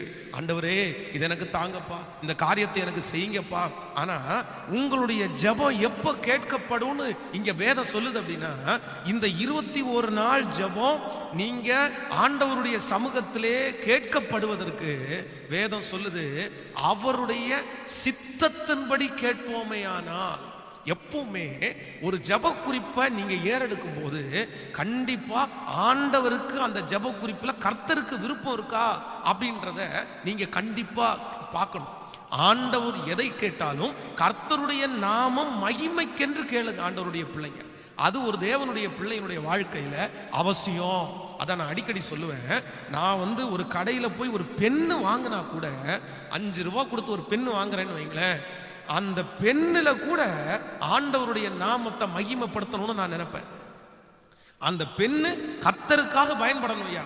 அதனால அந்த பெண்ணை நான் எதுலையுமே எழுதுறதுக்குள்ள அந்த கடையில் அந்த பெண்ணை நான் டெஸ்ட் பண்ணி பார்க்கும்போது நான் எழுதுகிற முதல் எழுத்து ஒன்று பிரைஸ் தி லார்ட், இல்லைன்னா ஐ லவ் யூ ஜீசஸ், இல்லைன்னா ஜீசஸ் லவ்ஸ் யூ, ஏதாவது ஆண்டவருடைய வார்த்தையை எழுதி தான் நான் அந்த பெண்ணையே யூஸ் பண்ண ஆரம்பிப்பேன். அது மட்டும் இல்லை, நீங்கள் இதை எப்படி எடுத்துக்கிறீங்கன்னு தெரில. நான் ஆரம்பத்தில் பார்த்தீங்க அப்படின்னு சொன்னால் இந்த சிடி பிளேயர் வாங்குறதுக்காக ஒரு இடத்துக்கு போயிருந்தேன். அப்போ சிடி பிளேயர் வாங்குறதுக்காக அந்த கடைக்கு போகும்போது கையில் ஒரு சிடி எடுத்துகிட்டு போனேன். ஆண்டவருடைய அந்த பெர்க்மன் ஐயாவுடைய பாட்டு போடுற சிடி எடுத்துகிட்டு போனேன். அப்போ என்னை கூட்டிகிட்டு போனால் என்னுடைய ஃப்ரெண்டு கேட்டார், இப்போ எதுக்கு சிடி எடுத்துகிட்டு வரீங்க, அங்கே தான் சிடி பிளேயர் போட்டு செக் பண்ணி கொடுப்பாங்களே அப்படின்னு. உடனே நான் அவர்கிட்ட சொல்கிறேன், இல்லை பிரதர், நான் என்ன அப்படின்னா, நான் வாங்குகிற சிடி பிளேயரில் ஃபஸ்ட்டு ஏசப்பா பாட்டு மட்டும்தான் ஓடும். அது செக் பண்ணுறது கூட ஏசப்பா பாட்டு போட்டு தான் நான் செக் பண்ணுவேன் அப்படின்னு இங்கேருந்தே சிடியை எடுத்துகிட்டு போய், அதுக்கு முன்னாடி அவங்க செக் பண்ணி பார்த்தாங்களே எனக்கு தெரில, அங்கே போய் அந்த சிடி பிளேயரை செக் பண்ணி அவர் ஒரு சிடியை போட்டு பார்க்கலாம் அப்படின் போது, பிரதர் வேணாம், நான் சிடி கொண்டு வந்துருக்கிறேன், இதை போட்டு பாருங்க அப்படின்னு அந்த சிடியை போட்டு பார்த்து செக் பண்ணி வாங்கிட்டு வந்தேன். அவனே கேட்டா, இதெல்லாம் உனக்கு ரொம்ப ஓவரா இருக்கிறா, நீ ரொம்ப ஓவரா தான் பண்ற அப்படின்னு. ஆனா இன்னைக்கு நினைச்சாலும் எனக்கு சந்தோஷமா இருக்குது. அவருடைய நாமத்திற்காய் காண்பித்த அன்புள்ள பிரயாசத்தை மறந்து விடுறதற்கு அவர் அநீதி உள்ள தேவன் அல்லவே, அவர் மறக்கவே இல்லை. சோ ஆண்டவருடைய பிள்ளைகளே, ஒன்று நினைத்துக் கொள்ளுங்கள், நீங்கள் இந்த உபவாச ஜெபத்திலே எத்தனையோ ஜெப குறிப்புகளுக்காக நீங்கள் ஜெபிக்கிறீர்கள். நான் சொல்றேன், இன்னும் நிறைய ஜெப குறிப்புகளுக்காக ஜெபிக்க சொல்லுங்கள். உங்களுக்காக நாங்கள் ஜெபிக்கிறோம், உங்களுக்காக நான் ஜெபிக்கிறேன், நீங்க உங்களுக்காக ஜெபிங்க. ஆனா நான் ஒன்று சொல்றேன், நீங்க ஜெபிக்கிற அந்த ஜெப குறிப்புல ஆண்டவருடைய நாமம் மகிமைக்காக நீங்க கேட்குறீங்களா?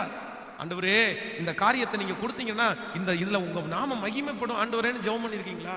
அன்னாளை குறித்து வேதம் சொல்லுது, அன்னாளுடைய ஜெபத்திற்கு உடனே பதில் வருது. என்ன அப்படின்னா, நீர் எனக்கு ஒரு ஆண் குழந்தையை கொடுப்பீரையானால், நீர் எனக்கு ஒரு பிள்ளையை கொடுப்பீரையானால், அது உயிரோடு இருக்கும் நாளெல்லாம் நான் அதை எங்க வளர்த்துவேன்னா, கர்த்தருடைய நாம மகிமைக்காக நான் கொண்டு போய் விட்டுருவேன். உமக்கு நான் கொடுப்பேன், எது கேட்டாலுமே. இன்றைக்கு ஒரு தீர்மானத்தோடு ஆண்டவருடைய பிள்ளைகள் போங்க. நீங்க ஆண்டவருடைய சித்தத்திற்கு, ஆண்டவருடைய செயலுக்கு, ஆண்டவருடைய நாம மகிமைக்காக நீங்க கேட்கறது எதுவுமே ஆண்டவர் உங்களுக்கு கொடுக்காம விடவே மாட்டார். எனக்கு ஒரு வீடை கொடுங்க ஆண்டவரே, அதன் நிமித்தம் உங்க நாமத்தை நான் மகிமைப்படுத்தணும். எனக்கு ஒரு தொழிலை கொடுங்க ஆண்டவரே, அதன் நிமித்தம் உங்க நாமத்தை மகிமைப்படுத்தணும். எனக்கு ஒரு வாகனத்தை கொடுங்க ஆண்டவரே, அந்த வாகனத்துல உங்களுடைய ஆசீர்வாதம், உங்களுடைய வார்த்தையை போட்டு அதன் நிமித்தமா உங்களுடைய நாமத்தை நான் பிரஸ்தாபப்படுத்தணும். அதுல 5 பேரை உட்கார வச்சு திருச்சபைக்கு கூட்டிட்டு போகணும். அதுல ஜெப சத்தம் கேட்கும் அப்படின்னு ஆண்டவரிடத்துல என்ன கேட்டாலும் அதுல அவர் நாமம் மகிமைக்காக. மறந்துடாதீங்க, உங்க ஜெப குறிப்பை சும்மா அனுப்பிடாதீங்க.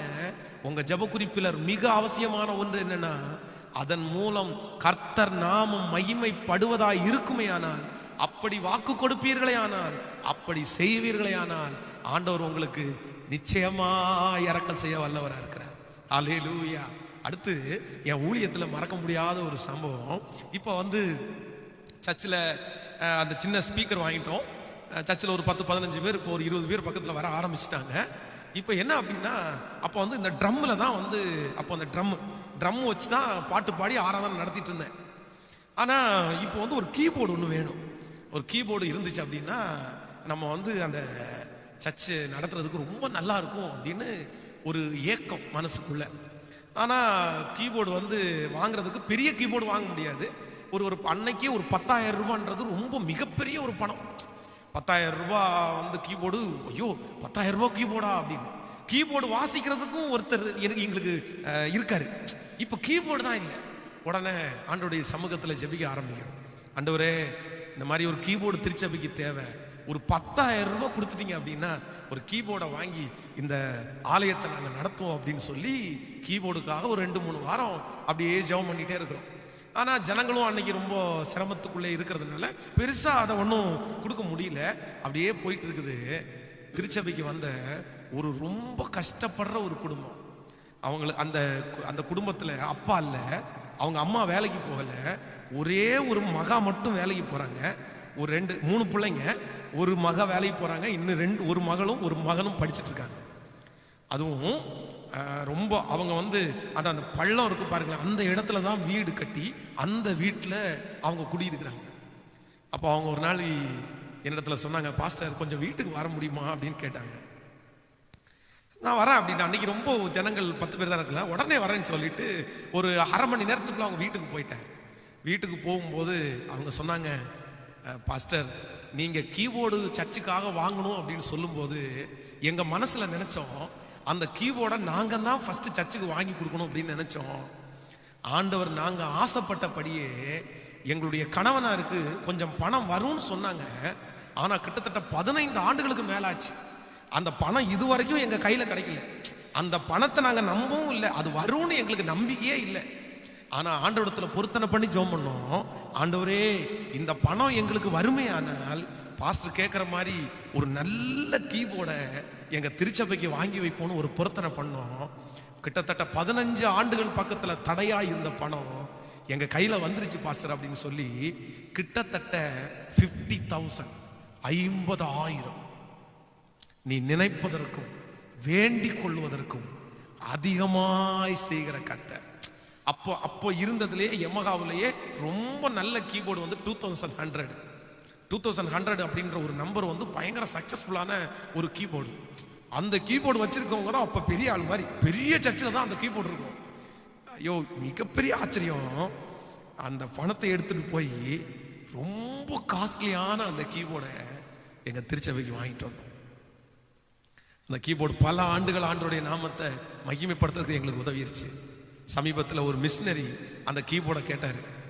எனக்கு எப்பா இது கொடுக்கறதுக்கு மனசில் ஃபஸ்ட்டு கிடைச்ச கீபோர்டு இல்லை, மிஷினரி ஊழியத்துக்கு தானே, நீங்கள் கொடுங்க, நான் ஏதாவது சின்ன ஹெல்ப் கூட பண்ணுறேன் அப்படின்னு சொல்லி அந்த ஊழியக்காரர் கொஞ்சம் பணம் என் கையில் கொடுத்தாரு.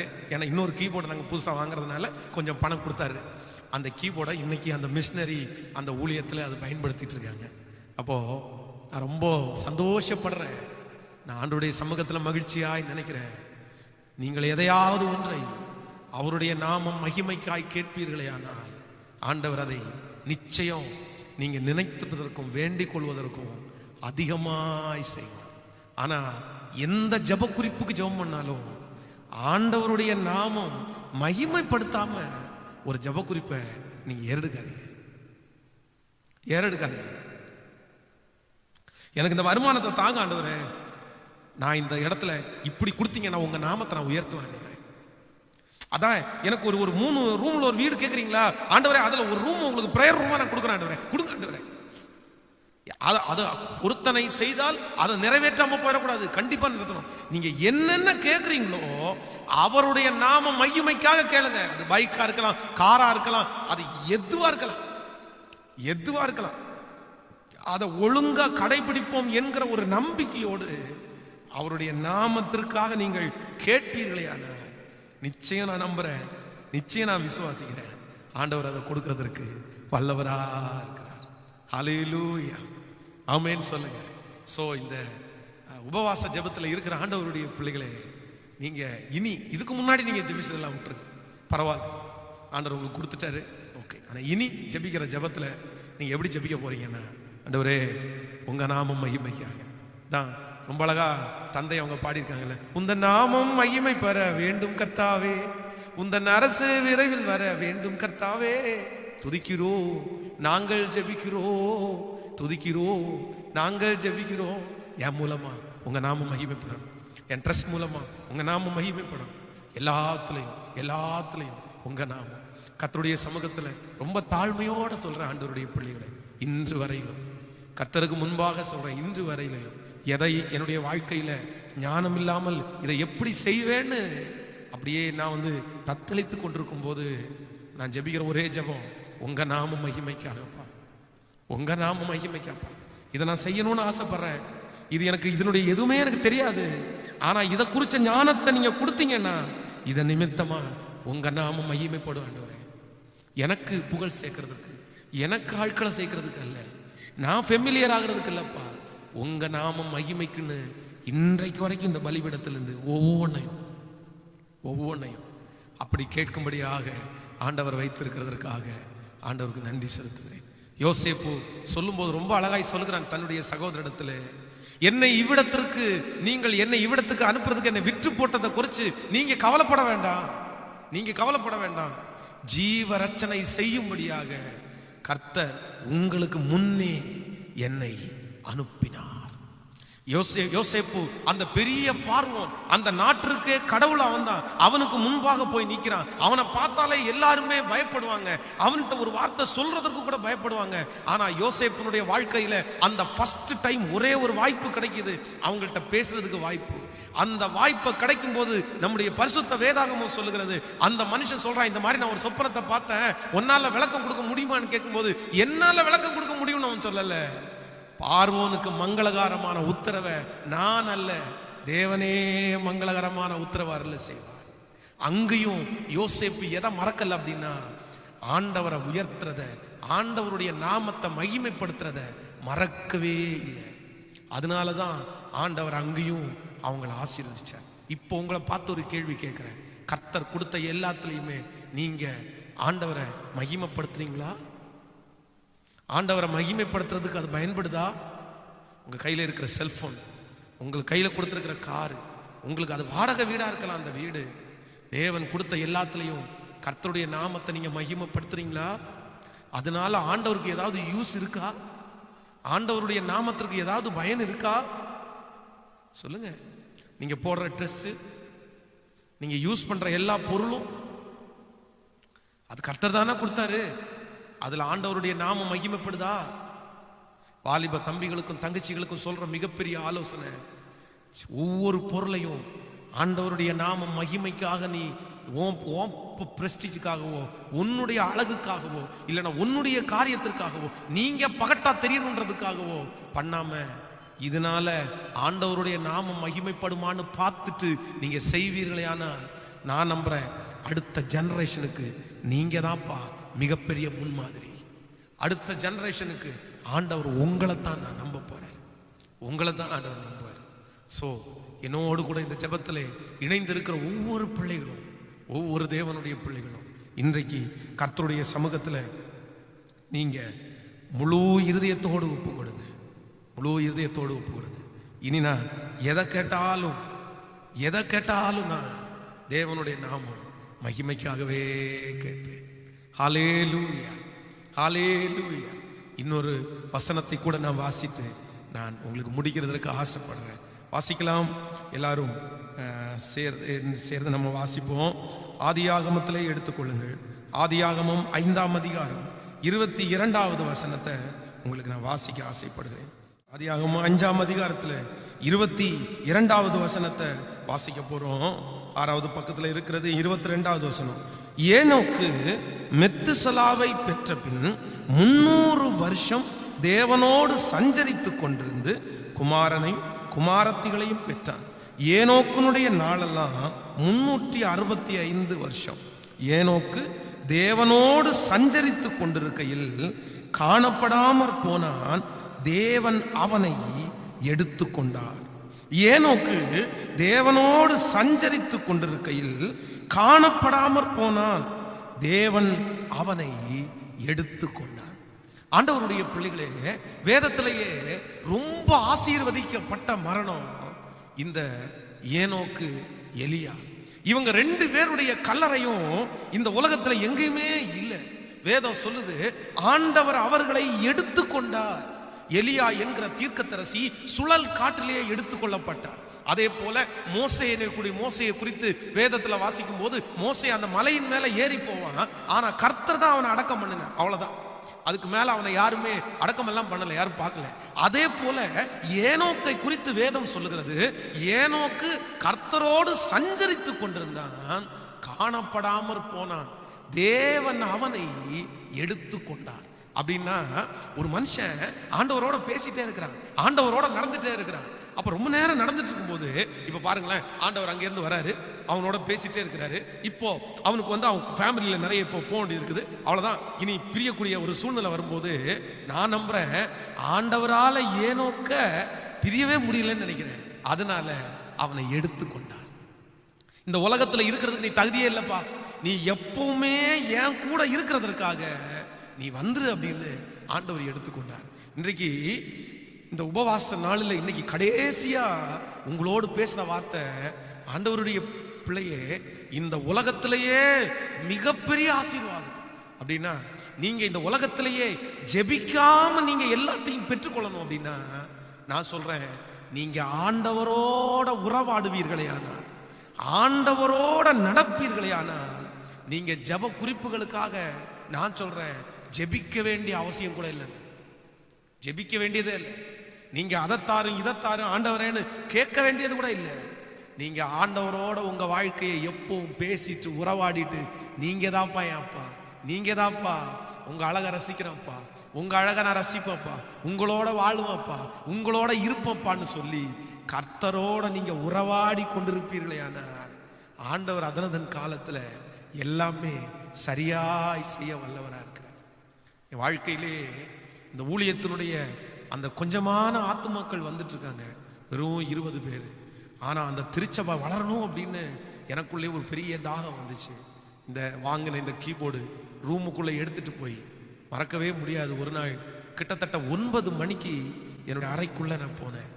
அந்த கீபோர்டை எனக்கு முன்னாடி வச்சு, எனக்கு வாசிக்க தெரியாது, ஆனா அந்த கீபோர்டுடைய பீட்டை போட்டுட்டு ஏதோ ஒரே ஒரு காடை மட்டும் பிடிச்சிட்டு அப்படியே அழுது ஜோம் பண்ணி கிட்டத்தட்ட 9 மணியில இருந்து 4:30 மணி வரைக்கும், சாயந்தரம் வரைக்கும் அந்த கீபோர்டு ஆன்லயே இருந்துச்சு. நான் அப்படியே ஆண்டவரை ரசிச்சு, ஆண்டவரை புகழ்ந்து, ஆண்டவரை அப்படியே ஏற்றுக்கொண்டு, ஒரு பாட்டு, ஒரு வசனம், ஒரு பாட்டு, அப்படியே தேவனுடைய பிரசன்னத்திலேயே மூழ்கிறேன். பசி தெரியல. இன்னும் சொல்ல போனா பாத்ரூமுக்கு கூட எந்திரிச்சு போகல. நான் 9ல இருந்து 4 வரைக்கும் எந்த கான்சன்ட்ரேஷனுமே எனக்கு எதுவுமே தோணல. அப்பா சமூகம் என்னை ரொம்ப ஆறுதல் படுத்திச்சு. அதற்கு பிறகு என்னுடைய ஊழியத்தில் ஒரு பெரிய பிரேக் த்ரூ, அதுக்கு பிறகு ஒரு பெரிய வளர்ச்சியை நான் பார்த்தேன் ஊழியத்தில். ஆண்டவரோட நெருக்கமாக இருக்கிற ஒரு மனுஷன் எந்த இடத்துல போனாலும் சைன் பண்ணிடுவான், எந்த இடத்துல போனாலும் நின்றுவான். உண்மையாய் ஆண்டவரை ரசிச்சு ஆண்டவருக்குள்ள ஈடுபடுகிற ஒரு மனுஷன், அவன் ஒன்றும் இல்லாதவனா இருந்தாலும் அவனை நம்பி எதை வேணாலும் ஆண்டவர் கொடுப்பாருன்றத அதில் நான் அறிஞ்சிட்டேன். 4:30 மணிக்கு ப்ரேயர் முடிச்சுட்டு என் வீட்டுக்கு ஆப்போசிட்டில் இருக்கிற அந்த மளிகை கடைக்கு ஒரு பொருள் வாங்குறதுக்காக போய் நிற்கிறேன். நிற்கும் போது அந்த மளிகை கடைக்காரர் என்னை பார்த்து கேட்குறாரு, என்ன ஃபாதர், 9 மணியிலிருந்து உங்கள் டேப் ரெக்கார்டு ஓடிட்டே இருக்கு ஃபாதர், ஏன் ஆஃப் பண்ண மறந்துட்டீங்களா, போட்டுட்டு போயிட்டீங்களா, டிவி ஏதோ ஆன் பண்ணி விட்டு வந்தீங்களா அப்படின்னு என்கிட்ட கேட்குறாரு. நான் ஒன்றுமே சொல்லலை. அந்த சத்தம் வெளியெல்லாம் கேட்டுருக்கு நான் ஆராதிச்சது. ஆனால் அவரு வந்து ஏதோ டிவி ஆன் பண்ணி விட்டுருக்கேன்னு நினச்சிட்டார் போல. போய் ஆஃப் பண்ணுங்க முதல்ல அப்படின்ற மாதிரி சொன்னார். அப்போ நான் நம்புகிறேன், சிஸ்டர்ஸுக்கு சொல்கிறேன், உங்கள் ஜப சத்தம் உங்கள் வீட்டில் கேட்கட்டும் சிஸ்டர். பிரதர்ஸுக்கு சொல்கிறேன், பிரதர் உங்கள் ஜப சத்தம் உங்கள் பிள்ளைகளுக்கு கேட்கட்டும் பிரதர். உங்கள் வீட்டில் ஒரு ஜப சத்தம் கேட்கணும். நீங்கள் ஆண்டவரோட நெருங்கி நடக்கிறது, நான் சொல்கிறேன், எது வந்தாலும் நீங்கள் அதை குறித்து கவலைப்பட வேண்டாம். ஆண்டவரோட நெருங்கி நடக்கிற மனுஷனுக்கு பயம் இல்லை. ஆண்டவரோட நெருங்கி நடக்கிற மனுஷனுக்கு கலக்கமே இல்லை.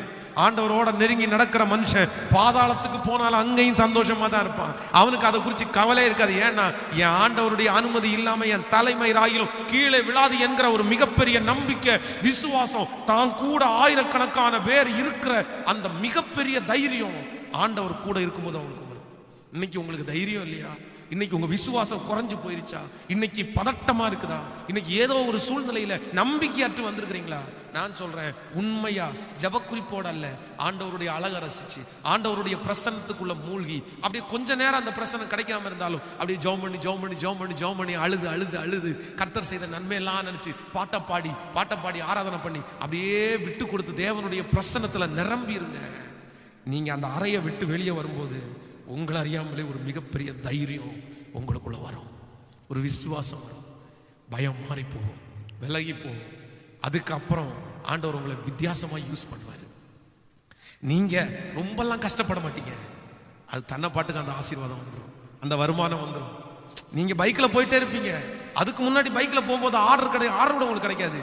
ஆனா ஆராதிச்சுட்டே போங்க, அங்க வழிய கர்த்தர் உங்களுக்காக திறப்பார். சோதனை காலம் கூட உங்களுக்கு செழிப்பா இருக்கும். ஹல்லேலூயா, ஹல்லேலூயா. எத்தனை பேர் ஆண்டவருடைய சமூகத்தில் ஒப்பு கொடுக்க போறோம்? ஆண்டவரை பார்த்து எத்தனை பேர் ஹல்லேலூயா. இன்றைக்கு இந்த உபவாச ஜெபத்தில் ஆண்டவர் உங்களோட பேசி இருக்கிறார். நான் நம்புறேன். அநேக வார்த்தைகளை என் சாட்சியோடு சேர்த்து உங்களோட சொல்லிட்டே இருந்தேன். ஆண்டவர் உங்களோட பேசியிருக்காரு நம்புறேன். எல்லாரும் இருதயத்தின் ஆழத்தில் இருந்து ஆண்டவரை நோக்கி பாருங்க. இயேசுவே உமக்கு ஸ்தோத்திரம். உங்களோடு நெருக்கமான ஒரு வாழ்க்கை வேணும்னு ஆண்டவரிடத்துல கேளுங்க. தகப்பனே, இந்த நாள் இந்த உபவாச ஜெபத்தில் கலந்து கொண்டிருக்கிற ஒவ்வொரு பிள்ளைகளுக்காக நான் ஜெபிக்கிறேன்ப்பா. எங்களோட பேசின ஒவ்வொரு வார்த்தைகளுக்காக உமக்கு ஸ்தோத்திரம். இந்த வார்த்தை திரும்ப திரும்ப அவங்களுடைய இருதயத்துல ரீங்காரம் விட்டுக்கொண்டே இருக்கட்டும் சாமி. நீங்க அவங்களோட பேசிட்டே இருங்கப்பா. இந்த உபவாச ஜெபம் முடியும் போது எல்லாத்துலயும் அவங்களுக்கு ஒரு மாற்றம் வேணும். அவங்கள சுற்றி ஒரு மாற்றம் வேணும். அவங்க ஜெபிக்கிற ஒவ்வொரு ஜெபத்திற்கும் ஆண்டவர் பதில தரணும். ஆண்டவரே, உங்களோட ரொம்ப நெருக்கமா வாழக்கூடிய ஒரு கிருபை அவங்களுக்கு கொடுத்துறணும். ஆண்டவரே, அவங்க எந்தெந்த ஜெப குறிப்புக்காக ஜெபிக்க சொல்லி இருக்கிறாங்களோ அத்தனை ஜெப குறிப்புக்கும் அப்பா இந்த ஜெபம் முடிகிறதுக்குள்ள ஒவ்வொரு ஜெப குறிப்புகளும் சாட்சியின் குறிப்புகளாய் மாற்றப்படட்டும்பா. என்ன நேசிச்சு எனக்காக ஜெபிக்கிற பிள்ளைகளுக்காக ஜெபிக்கிறேன். எங்க ஊழியத்தை தாங்குற பிள்ளைகளுக்காக ஜெபிக்கிறேன். ஒவ்வொருவரையும் நல்லா வைங்கப்பா. எந்த தடையுமே இல்லாம இந்த 21 நாட்கள் முடிக்கிறதுக்கு எங்களுக்கு பலன் தாருங்கப்பா. இதற்கு என் கூட ஊழியம் செய்கிற பிள்ளைகளை பலப்படுத்துங்கப்பா. உங்க மகிமை தாங்கி நடத்தட்டும். நீர் கூட இரும். இயேசுவின் மூலம் ஜெபம் ஏறெடுக்கிறோம் நல்ல பிதாவே. என் ஆத்துமாவே கர்த்தரை ஸ்தோத்திரி, என் முழு உள்ளமே அவர் பரிசுத்த நாமத்தை ஸ்தோத்திரி. என் ஆத்துமாவே கர்த்தரை ஸ்தோத்திரி. கர்த்தர் செய்த சகல உபகாரங்களையும் மறவாதே. நம்முடைய ஆண்டவராகிய இயேசு கிறிஸ்துவின் கிருபை, பிதாவாகிய தேவனுடைய அன்பு, பரிசுத்த ஆவியானுடைய அந்யோன்ய ஐக்கியம் நம்ம இவரோடும் இன்றும் என்றும் சதா காலம் கூட இருப்பதாக. ஆமென். ஹல்லேலூயா. Praise the lord. ஆண்டவர் உங்களை ஆசீர்வதிப்பார்.